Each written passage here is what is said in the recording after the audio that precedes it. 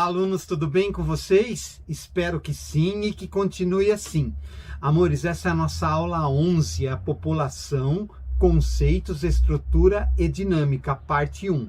Essa é uma aula bastante extensa, tá? Com muitas informações, então motivo novamente que nós iremos dividi-la em duas partes, parte 1 e parte 2, tá?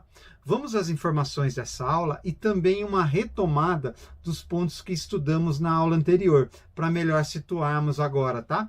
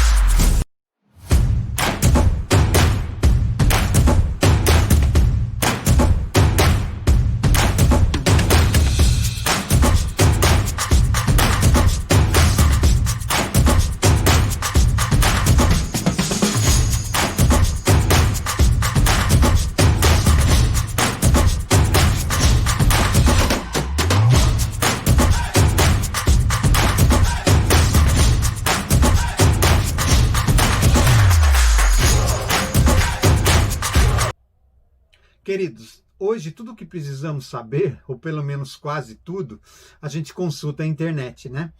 É isso que nós iremos fazer nessa aula agora. Assim como na aula do CMSP, vamos consultar também um site de crescimento populacional em tempo real, tá? E verificar os dados em tempo real desse crescimento. Eu gravei para vocês, é lógico, alguns instantes dessa informação e fiz alguns comentários. Vamos ver esse site aí e analisar juntos lá. Bom, alunos, como eu estava falando para vocês, então esse é o site, tá, que vocês podem ter acesso. Eu vou deixar o link desse site para vocês abaixo do vídeo, tá? Então, quando vocês entrarem aí mais tarde, já vai estar no vídeo esse link aqui embaixo, para vocês que tiverem curiosidade de entrar para saber. E aqui nós temos o total da população no mundo, tá? Pode perceber que continua crescendo, olha aqui, ó, 7 bilhões e 810 milhões. Depois você tem os nascimentos acumulados ao longo desse ano, olha, pelo tradutor aqui, olha, ao longo desse ano. Aqui os nascimentos de hoje, né, nesse momento que eu estou gravando para vocês, ele já passava de 166 mil pessoas. Automaticamente a gente tem também o número de mortos ao longo do ano, que já passam de 40 milhões, e o número de mortos no dia de hoje, então já passam de 69 mil. O interessante é que mesmo assim o crescimento ainda é maior, ó. Está nascendo muito mais gente do que falecendo, gente que estão morrendo, tá ok? Aqui você tem a diferença acumulada do ano, então eles pegam os nascimentos menos os mortos, menos os óbitos, e apura aqui, olha, é automático. E aqui a diferença da população também entre nascimentos e mortes do dia, tá ok? Olha. Então essa é a sequência que nós temos nesse site. Então você tem em tempo real total da população que está em crescimento, total de nascimentos ao longo deste ano, total de nascimentos hoje, total de mortes até agora nesse ano, total de mortes acumulados hoje, nesse momento que eu estou mostrando o site, evidentemente, né, para vocês, e a diferença da população, olha. Nascimentos e óbitos ao ano e também a diferença da população de nascimentos e mortes. Então, obviamente, olha, ainda nasce muito mais gente do que morre, ok? Amores, como eu acabei de falar agora aí, vocês poderão acessar esse site. Eu estou deixando o link embaixo da videoaula, tá? Aí no canal. Então é só acessar, vocês já vão entrar direto, belezura? Amores, vamos voltar agora novamente no site e ver também alguns dados específicos de alguns países, tá? Que eu achei muito interessante na aula do CMSP e vou passar aqui para vocês também. Na sequência, já iremos para a nossa primeira atividade no chat. Será também sobre os dados desse site, tá? Sobre esses dados de crescimento populacional aí. Se você prestou atenção nas informações anteriores e nessa agora, vai responder com os pés nas costas, ou não. Vamos ver essas informações em tempo real, então. No mesmo site, depois eu também irei deixar para vocês esse link, né? Abaixo do link é o mesmo site, vocês entrando diretamente no link é melhor, porque vocês vão direto nessa parte. Aqui nós temos o top 20. O que é o top 20? É em tempo real as 20 maiores populações do mundo, do planeta, tá? Então é lógico, a gente já sabe disso, né? A primeira e a segunda posição é disparado entre China e Índia. E notem que, olha aqui, os dados vão mudando, porque esse também são dados em tempo real. Tá? Então, se vocês perceberem, os números vão mudando também, muito parecido com esse outro que eu expliquei para vocês. Então, eles vão mudando em tempo real. O Brasil aqui ocupa a 6ª posição. E aqui que eu percebi no site, amores, tem uma diferença aqui, mas provavelmente o site em breve ele deve atualizar. Olha, o Irã, na verdade, ele já seria o 18º e a Alemanha seria o 19º. Olha, porque o Irã ele tem 84.212.314 até o momento, e a Alemanha 83. Então a Alemanha já cai para 18º e o Irã já sobe para 19º, aliás, né? A Alemanha cai e o Irã sobe para 18º. Uma outra coisa também aqui. Embora o Brasil ele esteja em 6º e o Paquistão aqui esteja em 5º, olha, se nós formos reparar na população do Paquistão com a do Brasil, em termos de país povoado, o Paquistão é muito maior, porque você não se compara o tamanho do território brasileiro com o tamanho do território do Paquistão. Então, realmente, o Paquistão é um país muito povoado, ao passo que o Brasil ele é muito populoso, mas pouco povoado, justamente pela distribuição da população nossa. A gente já estudou e nós já vimos isso, que a população do Brasil ele se encontra na região centro-sul, a grande maioria, e também na faixa litorânea do Nordeste, e vem descendo para a região sul. E aí você tem áreas populosas, você tem Manaus, você tem Belém, você tem outras cidades no interior do Brasil que é povoado, é populoso, mas não é muito povoado, ok?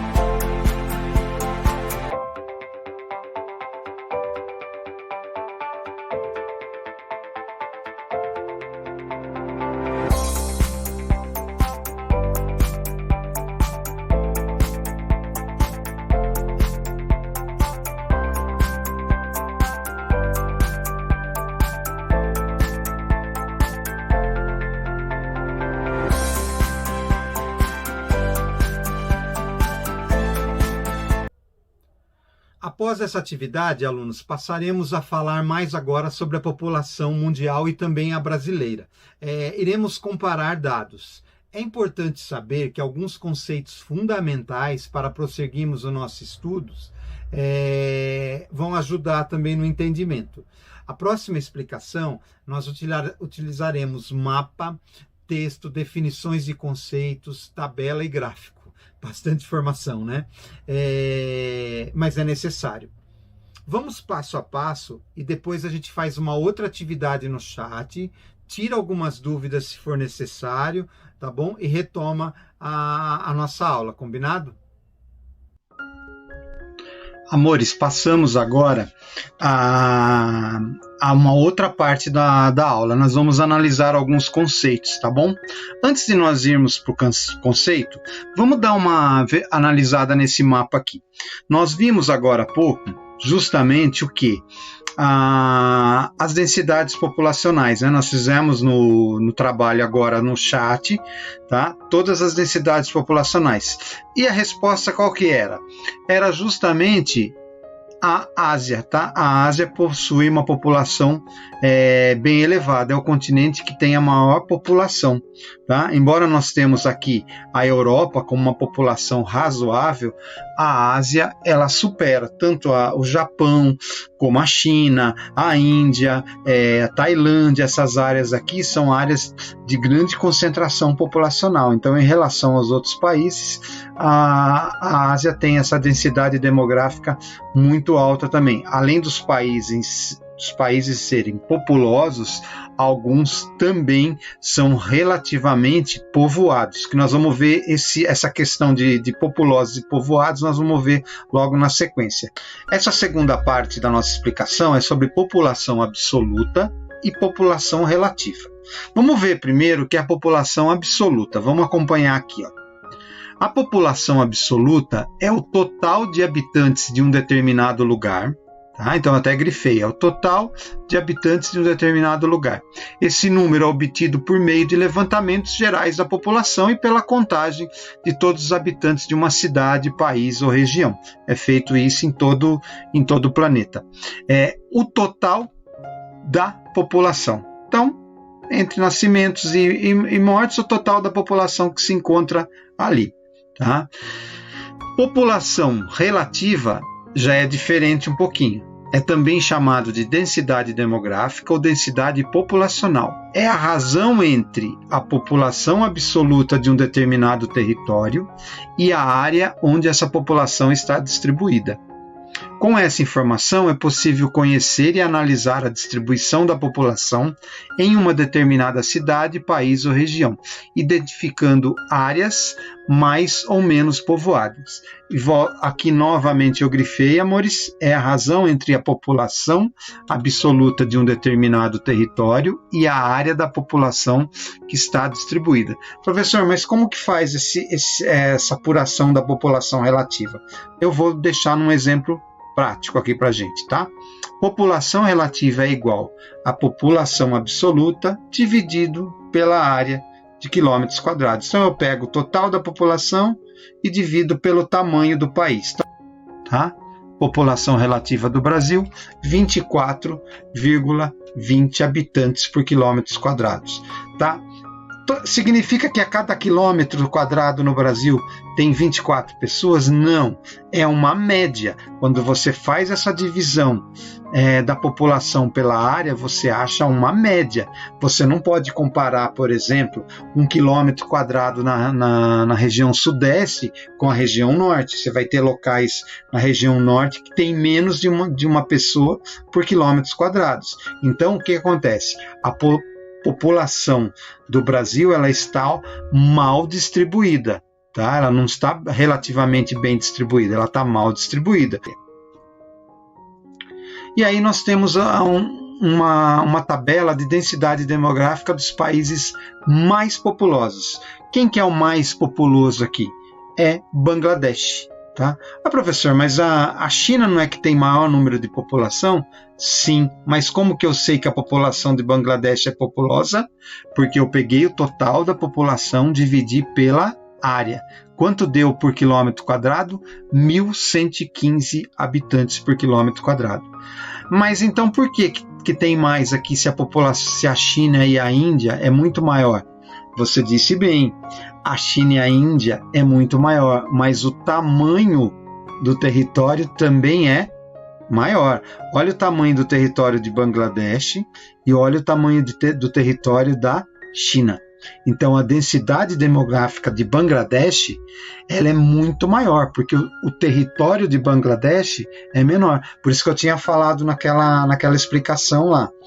Nem sempre o número da população quer dizer a densidade demográfica do país, ok? Agora vamos ver essa questão de povoado ou populoso, tá? Diferença entre populoso e povoado, tá? Um país ele pode ser muito povoado e não ser necessariamente populoso. É o caso, por exemplo, da Índia, da China, do Brasil, tá? Essa confusão comum, quando nos referimos às questões da população, pode ser facilmente resolvida. Vamos lá.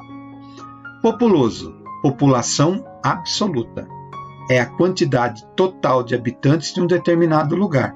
Então, a China, a Índia, o Brasil é um país populoso, mas é povoado? Povoado, a população é relativa. Refere-se à relação entre a população absoluta do local e a área por ela ocupada. É calculada por meio de divisão da população absoluta pela área ocupada. Então, quando você tem uma população relativa alta, você diz que o país ele é povoado. Mas quando você tem um tamanho grande e uma população relativamente baixa, você só pode classificar ele como populoso, tá? Em síntese, o termo populoso relaciona-se com a população absoluta, isto é, o número total de habitantes. O termo povoado considera como as pessoas distribuem no território. Bangladesh ele é populoso e povoado justamente porque o tamanho, a população é muito grande em relação ao seu tamanho de extensão territorial, ok? Bom, eu acho que ficou um pouco clara essa questão de conceitos de população absoluta e relativa. Vamos fazer o seguinte, não esqueça desses conceitos. Deixa aí separadinho que nós vamos utilizá-los no próximo chat, tá? Agora vamos assistir um vídeo, aliás, não é filme não, um vídeo da série do IBGE que fala sobre a igualdade de gênero. Esse vídeo é importantíssimo, pois a gente também vai falar sobre pirâmide etária daqui a pouquinho na aula. Igualdade de gênero é muito além do que vocês estão pensando. Não podemos misturar igualdade de gênero com diferenciação de sexos, homem e mulher, tá? Esse vídeo vai dar uma explicação bem clara sobre isso. Vamos dar uma olhadinha lá.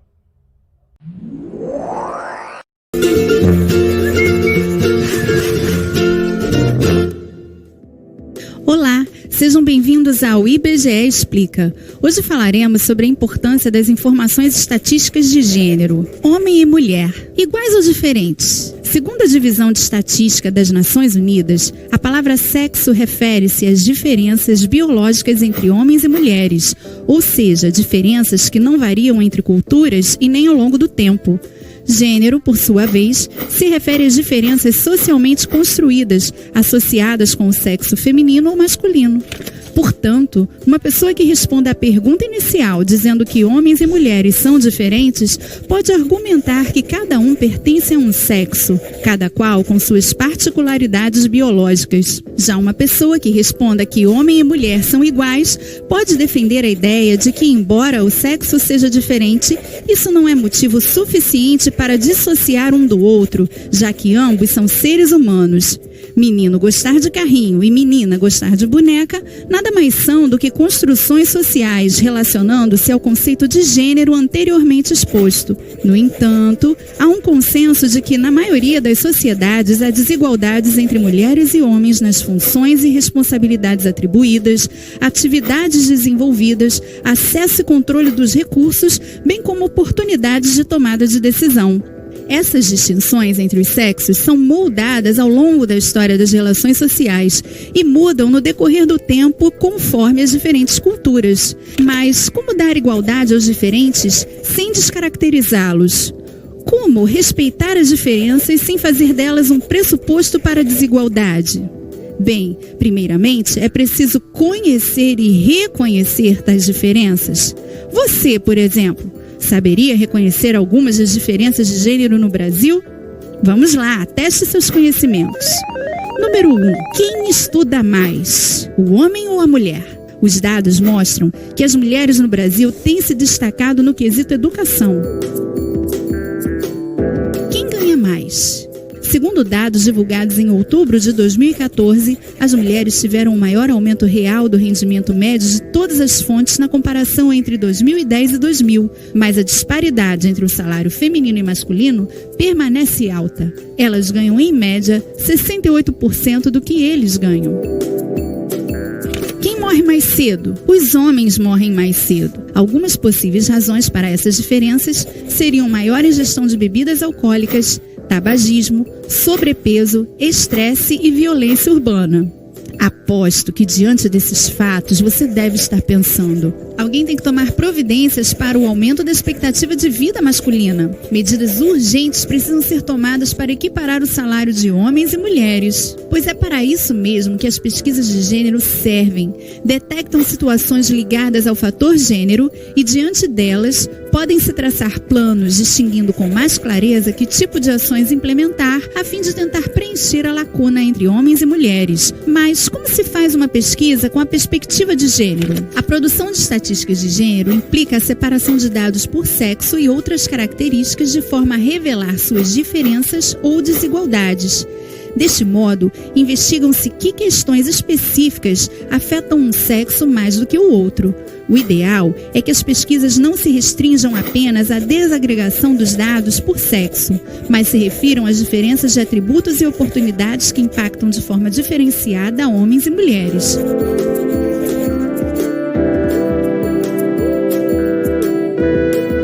Além do mais, um pressuposto fundamental na análise das estatísticas de gênero é que homens e mulheres não são grupos homogêneos, ou seja, há diversidade dentro da igualdade.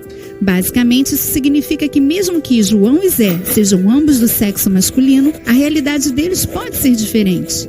Quer ver um exemplo? No Rio de Janeiro, de acordo com os dados do censo de 2010, há 22% de mulheres brancas com nível superior completo, enquanto que as mulheres pretas e pardas com superior completo compõem apenas 7,24%. No mais, as pesquisas de gênero revelaram que as mulheres vêm ganhando espaço na realidade socioeconômica do país, tornando-se responsáveis por quase 39% dos domicílios.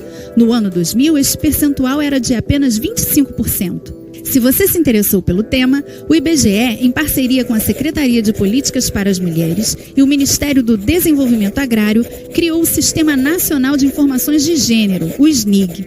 No site, você poderá encontrar mais informações e realizar suas próprias pesquisas de gênero. Gostou do vídeo? Então curta e compartilhe. Não deixe também de assinar nosso canal e nos ajudar a disseminar informação pelo país. Alunos, após esse vídeo aí, passamos agora a nossa segunda atividade no chat. Nós iremos responder 2 questões lá sobre o que aprendemos até o momento. Eu pedi para vocês deixarem em stand-by aí aquelas definições, lembra? Vamos ver se realmente vocês estão ligados na aula aí a gente vai saber agora. Quanto aos textos e mapas dessa aula, amores, fiquem tranquilos. Como sempre, eles estarão disponíveis no Google Classroom, lá no tópico de Geografia do 3º bimestre, tá? Provavelmente hoje mesmo que vocês estão assistindo a aula, ou amanhã no máximo, já vai estar todas as atividades lá, tá? Para essa atividade, a gente vai dar 3 minutos, vou aumentar um pouquinho, porque é necessário mesmo, tá? Para a gente realizá-las. Vamos então até o chat para responder essas questões aí.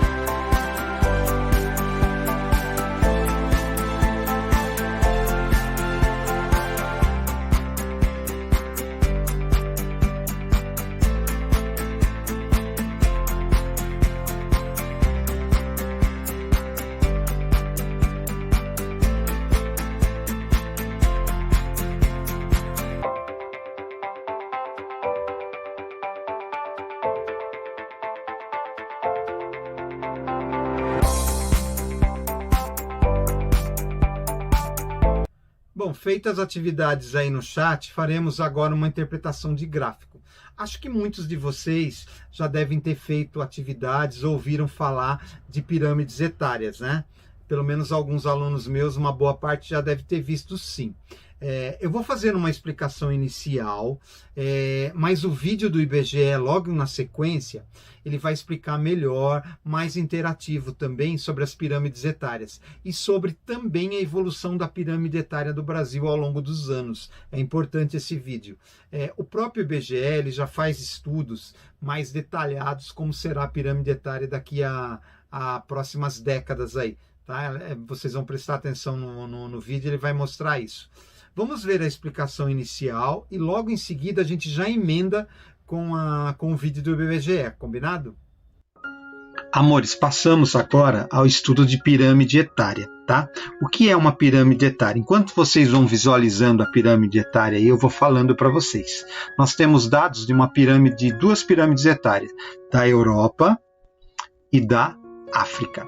Pirâmide etária é por faixas de idade.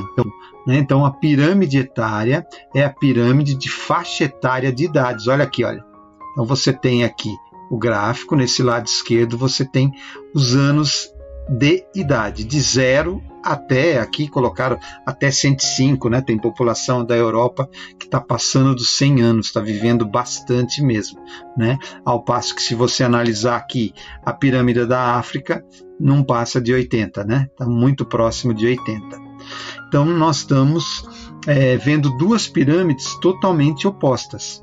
A mais bonitinha que vocês estão olhando, que tem cara de uma pirâmide, né, quando vocês ouvem falar, é a pirâmide que tem a maior situação complicada, porque você tem grande parte de nascimentos, uma população economicamente pobre, as inúmeras doenças que assolam, a falta de saneamento básico, a perspectiva de vida faz que a expectativa de vida da população diminua, então ela viva menos. Tá? Então essa pirâmide mais bonitinha é a pirâmide que tem grandes pontos críticos.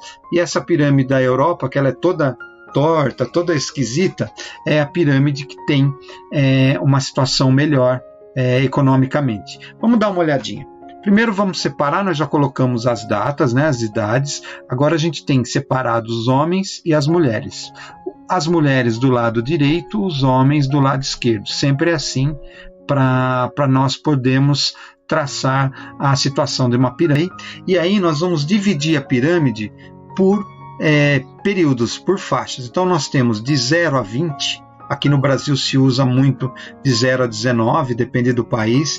De 0 a 20 é população jovem. É aquela população que está na faixa de estudos, aquela população que nasce e vai fazer todo o seu período de ensino para depois entrar no mercado de trabalho. De 20 até os 70, mais ou menos, tá? Tem países que podem mudar essa perspectiva. Então, de 20 a 70 anos é a população adulta, é a população economicamente ativa. Tá? E de 70, aí vai até 105, no caso da Europa, é a população idosa ou a população que não mais trabalha, população que já se aposentou. Tá? Então, a população que dá lucro ao país, que produz ao país, é essa faixa etária aqui, olha, a população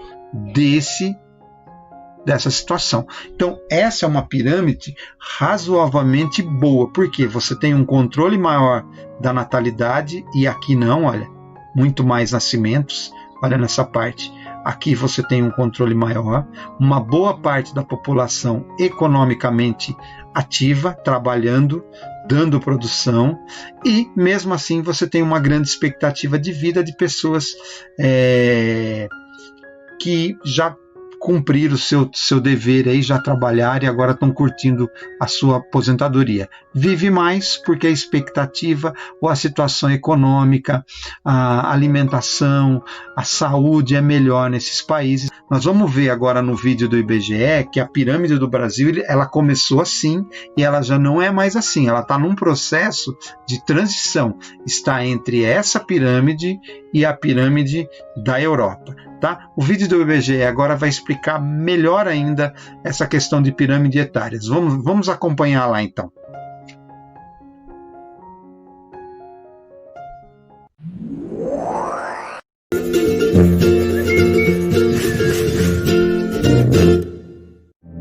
Olá, seja muito bem-vindo ao IBGE Explica. Hoje falaremos sobre a pirâmide etária.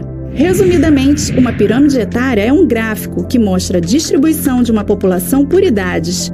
De um lado fica a proporção de homens em cada faixa etária e do outro a de mulheres. A parte inferior se refere aos mais jovens e a superior aos mais velhos. Ou seja, pela pirâmide etária é possível saber qual faixa etária é predominante em uma determinada população, em quais grupos de idade há mais homens ou mulheres, se a população representada possui mais jovens, adultos ou idosos, enfim. Em um único gráfico, diversas questões sobre a composição daquela população podem ser percebidas. Como nós, aqui no IBGE, somos especialistas em Brasil, é claro que vamos falar sobre a pirâmide etária brasileira. Neste vídeo, você vai observar como ela vem se modificando ao longo das décadas, o que indica mudanças no perfil demográfico do nosso país. Então, vem com a gente! Observe, por exemplo, a pirâmide etária brasileira de 2018. A faixa em que temos mais mulheres é a de 30 a 34 anos. Já os homens são mais numerosos entre 20 e 24 anos de idade. Em ambos os sexos, as faixas com mais gente vão dos 20 aos 39 anos, caracterizando uma população predominantemente adulta. Ainda em 2018, o Rio Grande do Sul era o estado brasileiro com a maior proporção de pessoas acima de 50 anos. Já o estado de Alagoas possui uma população com maior predominância de jovens do que no país, tendo mais pessoas nas faixas etárias até os 20 e poucos anos. Tudo isso é bem diferente do que se via em 1950, quando a faixa com maior quantidade de habitantes era a de até 4 anos de idade. Nossa pirâmide etária desse período ilustra bem porque esse tipo de gráfico tem esse nome. Possui uma base bem larga e um topo estreito, com formato triangular característico das pirâmides. Comparando nossa pirâmide etária do meio do século passado com a atual, fica claro o quanto o aumento da expectativa de vida, a melhoria das condições de saneamento e saúde, a queda na taxa de fecundidade, além de outros fatores, trouxeram mudanças para o perfil da população brasileira, que já não é mais predominantemente jovem, apresentando nas últimas décadas uma tendência de envelhecimento populacional.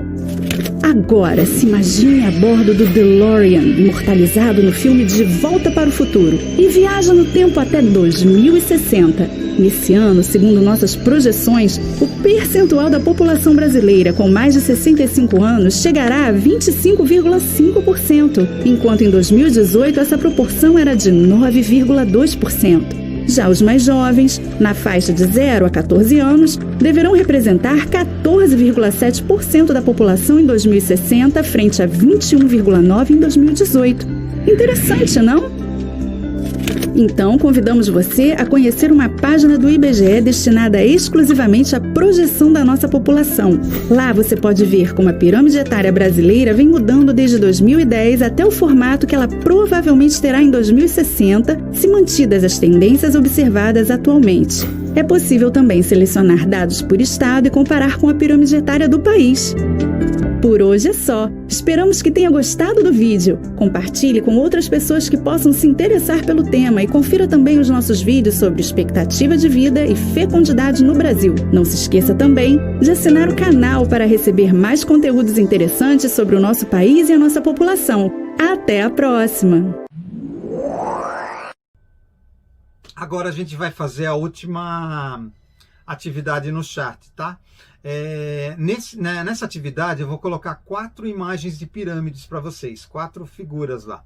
E lá vocês vão definir esses tipos de pirâmides, se são de países desenvolvidos, países subdesenvolvidos, tá? E tem mais uma outra perguntinha também, para ver se vocês prestaram atenção nas atividades aí no vídeo e na explicação minha sobre pirâmides etárias também. E logo em seguida a gente volta para cá para encerrar a aula, combinado?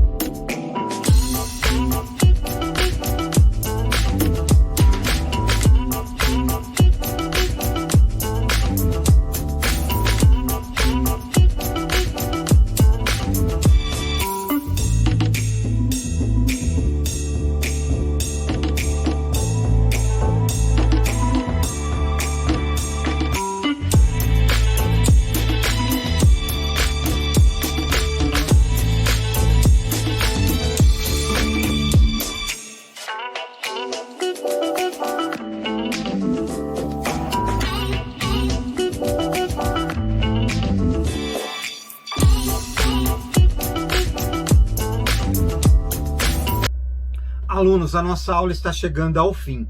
Aproveita agora e já registra seu nome e turma aí no chat, tá? Para contar a sua participação dessa aula de estreia. Enquanto vocês vão registrando, eu vou falando um pouquinho. Na semana que vem daremos continuidade à segunda parte dessa aula, tá? É uma aula extensa, não deu tempo de fazer tudo agora. A gente vai dar continuidade na aula da semana que vem. Lembrando, como sempre, que as atividades dessa aula, amores, estarão disponíveis lá no seu Google Classroom nos próximos dias, ou hoje, ou nos próximos dias. Reforçando também, tem muito aluno que não está fazendo nada.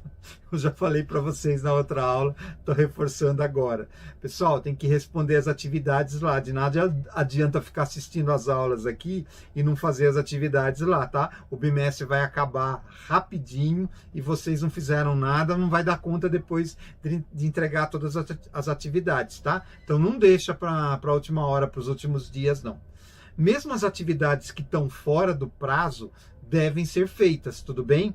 Elas continuam abertas lá no tópico de geografia do terceiro bimestre. Eu não fechei nenhuma, tá? Inclusive as que vocês não responderam também. Eu acho que a gente fechou a nossa aula de hoje aqui, tá bom? E a gente vai ficando por aqui então. Um beijo no coração de vocês e até a próxima aula. Tchau, tchau.